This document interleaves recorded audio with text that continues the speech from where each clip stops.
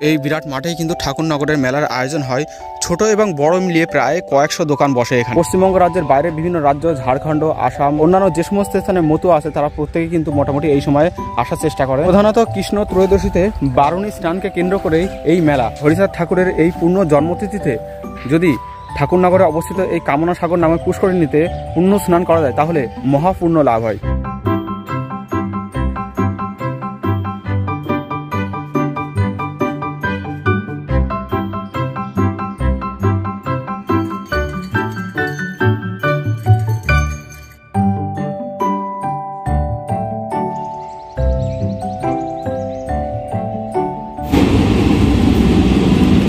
বন্ধুরা, আগের ভিডিওতে অগ্রদ্বীপের মেলার আপডেট দেওয়ার সময় আমি বলেছিলাম খুব তাড়াতাড়ি আমার এই চ্যানেলে ঠাকুরনগর মেলার আপডেটও আসতে চলে এসেছি ঠাকুরনগরে তোমাদেরকে ঠাকুরনগরের মেলার আপডেট জানানোর জন্য।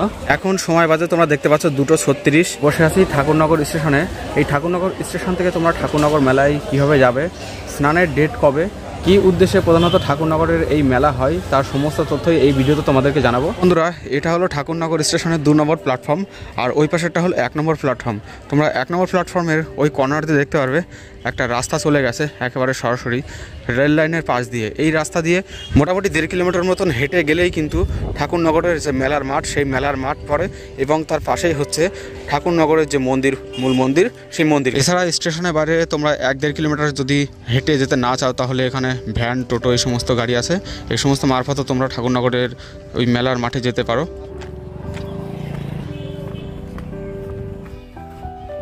তো স্টেশন থেকে বেরিয়ে রেল লাইনের ধার বরাবর ওই রাস্তা দিয়ে কিন্তু আমি সামনের দিকে এগিয়ে চলেছি।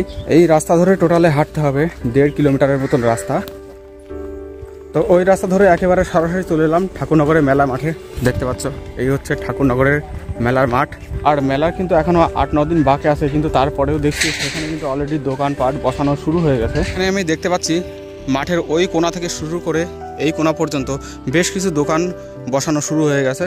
যদিও মাঠ অনেকটা বড় হয়, এখনও যথেষ্ট জায়গা কিন্তু মাঠে এখনও বাকি আছে। অগ্রদ্বীপের মেলাতে যেমন মেলার মূল মাঠ ছাড়াও বাড়িতে বাড়িতে আখড়া বসে, এখানে কিন্তু সেরকম কোনো সিস্টেম নেই। যে টোটাল মাঠটা তোমরা দেখতে পাচ্ছ, যেখানে বৃষ্টির সময় একরকম জল জমে যায়, এই মাঠ জুড়েই কিন্তু শুধুমাত্র মেলাটা হয়।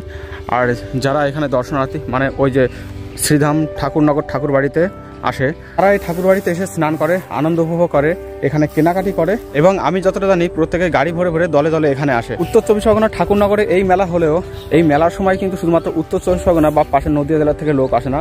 আমাদের পশ্চিমবঙ্গ রাজ্যের বাইরে বিভিন্ন রাজ্য, ঝাড়খণ্ড, আসাম বা অন্যান্য যে সমস্ত স্থানে মতো আছে তারা প্রত্যেকে কিন্তু মোটামুটি এই সময়ে আসার চেষ্টা করে। প্রধানত কৃষ্ণ ত্রয়োদশীতে বারুণী স্নানকে কেন্দ্র করেই এই মেলা।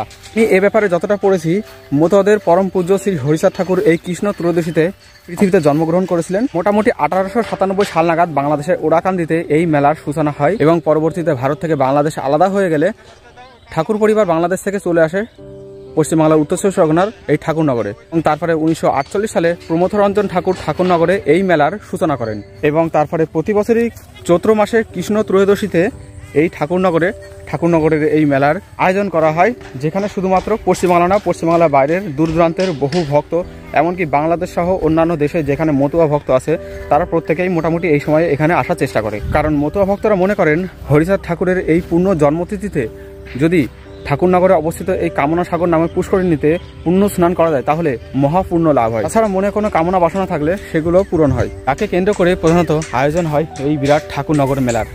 এই যে বিরাট মাঠটি দেখছো, এই বিরাট মাঠেই কিন্তু ঠাকুরনগরের মেলার আয়োজন হয়।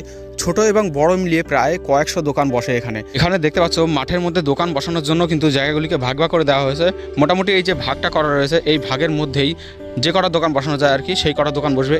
আর মাঝখানে এই যে চওড়া জায়গাটা, এই চওড়া জায়গাটা জুড়ে কিন্তু যারা পুণ্যার্থী যারা এখানে আসবে মেলা ঘুরবে তাদের ঘোরার জন্য এই জায়গাটিকে রাখা হয়। কারণ বুঝতে পারছো যে এই জায়গাটার মধ্যে কিন্তু কয়েকশো দোকান বসে, তো সে সময় কিন্তু মারাত্মক লেভেলের গরম এখানে হয়। তো যাতে পুণ্যার্থীদের কোনো রকম কোনো সমস্যা সৃষ্টি না হয় তার জন্যই প্রধানত এখানে এই ব্যবস্থা করে দেওয়া হয়। বাকি তোমরা দেখতে পাচ্ছ এখানে কোথাও কোথাও দোকানপাট নির্মাণের কাজকর্ম চলছে, কোথাও মালপত্র এনে রেখে দেওয়া হয়েছে, কোথাও সবেমাত্র বাস এসছে। এই হচ্ছে এখানকার অবস্থা। আর এই যে পতাকা উঠছে দেখছো তোমরা, এটাই হচ্ছে মতোদের পতাকা। তো মেলার মাঠে যতটা দেখতে পেলাম সেটা তোমাদেরকে দেখালাম। এবার আমি এখান থেকে এই মেলার মাঠ থেকে চলে যাব হরিচাঁদ গুরুচাঁদের যে মন্দির রয়েছে সেই মন্দিরের দিকে, এবং ওখানে যে কামনা সাগর নামে যে পুষ্করিণী রয়েছে, পূর্ণ পুষ্করিণী, সেই পুষ্করিণীও তোমাদেরকে দেখাবো। মেলার মাঠে যে সাইডে রেল লাইনটা রয়েছে তার ঠিক উল্টো দিকেই তোমরা দেখতে পারবে এখানে রয়েছে শ্রীধাম ঠাকুরনগর ঠাকুরবাড়ি অল ইন্ডিয়া মতুয়া মহাসংঘের। এটা অ্যাকচুয়ালি একটা নাটমঞ্চ, আর তার ঠিক সামনে এখানে রয়েছে হরিচাঁদ গুরুচাঁদের মন্দির, তার পেছনে রয়েছে অল ইন্ডিয়া মতুয়া মহাসংঘের কেন্দ্রীয় কার্যালয়। আর এখানে দেখতে পাবে অল ইন্ডিয়া মতুয়া মহাসংঘের কেন্দ্রীয় কার্যালয়ের পাশেই the West Bengal Matua welfare বোর্ডও এখানে রয়েছে।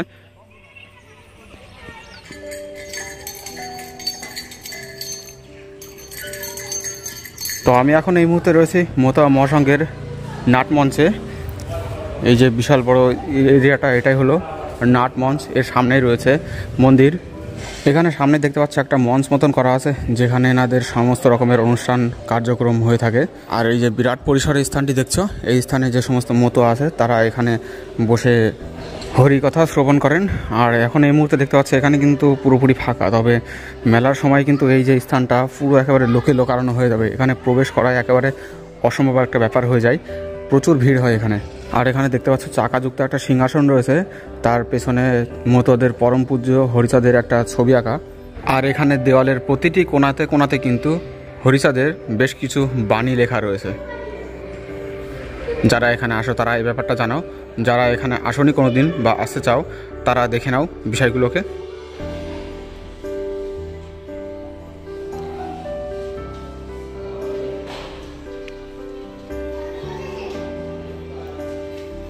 আর এই নাটমঞ্চের উপরে দেখতে পাচ্ছ একটা ধূপদানি রয়েছে। এই নাটমঞ্চের একেবারে সামনেই কিন্তু রয়েছে হরিচাঁদের মন্দির।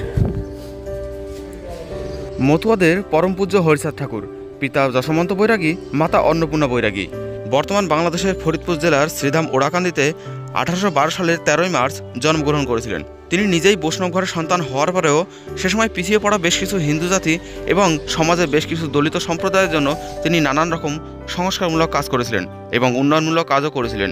হরিচাঁদ ঠাকুরের দুই সন্তান ছিল, উন্নয়নমূলক কাজ এবং গুরুচাঁদ ঠাকুর চেষ্টা চালায় এবং পিতার দেহান্তের পরে সেই উদ্দেশ্যে 1932 সালের 9 অক্টোবর গুরুচাঁদ ঠাকুর এই সমস্ত পিছিয়ে পড়া লোকজন এবং মতুয়া হিন্দুদের জন্য শ্রী শ্রী হরিচাঁদ গুরুচাঁদ মিশন প্রতিষ্ঠা করেন। পরবর্তীতে তা শ্রী শ্রী হরিচাঁদ গুরুচাঁদ মতুয়া মহামিশন নামে পরিচালিত হয়, যার কেন্দ্রীয় কার্যালয় শ্রীধাম ওড়াকান্দির ঠাকুর বাড়িতে। পরবর্তীতে গুরুচাঁদ ঠাকুর এই সমস্ত মতুয়া হিন্দুদের জন্য এখানে এক বিরাট মেলার আয়োজন করেছিল। 1947 সালে বাংলাদেশ ভারত থেকে আলাদা হয়ে গেলে ঠাকুর পরিবার বাংলাদেশ ছেড়ে বর্তমান ভারতবর্ষের উত্তর 24 জেলার এই স্থানে চলে আসে এবং ঠাকুরবাড়ি এখানেই প্রতিষ্ঠিত হয়। এই স্থানের নামে পরবর্তীতে পড়ে ঠাকুরনগর, যেখানে আজ এই মেলা হয়। হরিচাঁদ মন্দিরের একেবারে ঠিক পাশে এখানে রয়েছে দেখতে পাচ্ছেন দ্বাদশ পাগল মন্দির, তার পেছনে রয়েছে গদিঘর। আর এখানে একটা নির্ণীয়মান মন্দির রয়েছে, নির্ণীয়মান মন্দিরটি হচ্ছে গুরুচাঁদের মন্দির। গুরুচাঁদ মন্দিরের পেছনে যেখানে অল ইন্ডিয়া মতুয়া মহাসংঘের কেন্দ্রীয় কার্যালয় রয়েছে, এটাই কিন্তু ঠাকুরবাড়ি। বর্তমান ঠাকুরবাড়িতে রয়েছে অল ইন্ডিয়া মতুয়া মহাসংঘের কেন্দ্রীয় কার্যালয়। এর পাশেই রয়েছে বিনাপানি স্মৃতি ভবন।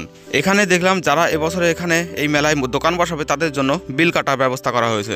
পাশেই রয়েছে গুরুচাঁদ ভবন। অত্যন্ত ছায়া সুনিবিড় এ জায়গা সত্যি খুবই মনোরম। ভারতবর্ষের মাটিতে এই মেলার সূচনা করেছিলেন শ্রী শ্রী প্রমথরঞ্জন ঠাকুর। এখানে যে কামনা সাগর নামে পুষ্করিণী রয়েছে, তার পাড়ে দেখলাম প্রমথরঞ্জনের স্মৃতির উদ্দেশ্যে একটা ঘাটও বানানো রয়েছে। তো ঠাকুরবাড়ি এবং তৎসংলগ্ন মন্দিরগুলিকে তোমাদের ঘুরে ঘুরে দেখালাম। এবার তোমাদেরকে দেখাবো কামনা সাগর। ঠাকুরবাড়ির একটা পুষ্করিণী, প্রধানত এই পুষ্করিণীতে স্নান করতেই ঠাকুরনগরে প্রত্যেক পুণ্যার্থীর ঢল নামে। এই কামনা সাগর তথা কামনা পুষ্করিণীর পাশে একটি প্রমথরঞ্জন স্মৃতি ঘাট রয়েছে এবং পুষ্করিণীর চারি সাইডেই যাতে ভক্তরা খুব সহজে এখানে নামতে পারে তার জন্য সিঁড়ি দিয়ে বাঁধানো রয়েছে। এবার তোমাদের সেই পুষ্করিণীটা দেখাবো। বন্ধুরা, এই হচ্ছে কামনা সাগর, যে পুষ্করিণীতে স্নান করতেই প্রধানত এখানে ভক্তের ঢল নামে ঠাকুরবাড়িতে। এখন এই মুহূর্তে পুষ্করিণীর আশেপাশে তেমন কোনো লোক নেই, তবে মেলার সময় এখানে এত পরিমাণে লোকে স্নান করে যে পুষ্করিণীর জল একেবারে পুরো কাদা কাদা হয়ে যায়। এই হচ্ছে কামনা সাগর। ওদিকে কিন্তু শুধুমাত্র মেলার মাঠ নয়, মেলার মাঠের এ পাশে দেখতে পাচ্ছ এই স্থানে কিন্তু ঠাকুরবাড়ির তরফ থেকে মেলার সমস্ত আয়োজনের কাজকর্ম শুরু হয়ে গেছে।